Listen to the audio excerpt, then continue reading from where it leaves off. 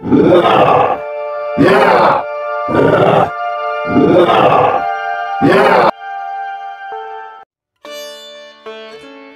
এই বাঁদরটা দড়িতে আটকে গেছে, ওকে মুক্ত করতে হবে, অনেক কষ্ট পাচ্ছে ও। যাই ওর কাছে যায়। দাঁড়ো বাঁদর ভাই, আমি যাচ্ছি তোমাকে মুক্ত করতে।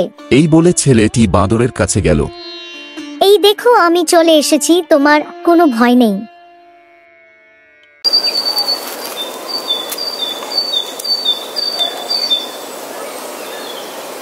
অনেক ধন্যবাদ বন্ধু, তুমি না বাঁচালে আমাকে ওই শিকারী মেরে ফেলতো।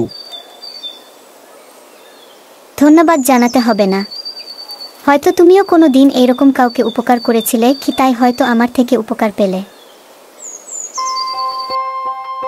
বেশ কদিন কেটে গেল, তারা খুব ভালো বন্ধু হয়ে উঠল। বন্ধু আমার সঙ্গে যাবে? আমার সঙ্গপঙ্গদের সঙ্গে দেখা করতে চলো, তোমার খুব ভালো লাগবে। চলো চলো, কোথায় থাকে তোমার সঙ্গপঙ্গরা?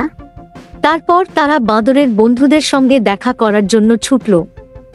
বন্ধুরা, এই গল্প থেকে শিখতে হবে যে তুমি যদি কারো উপকার করো, সেই উপকার কোনো না কোনো সময় তোমার বিপদে তোমার কাছেই ফিরে আসবে।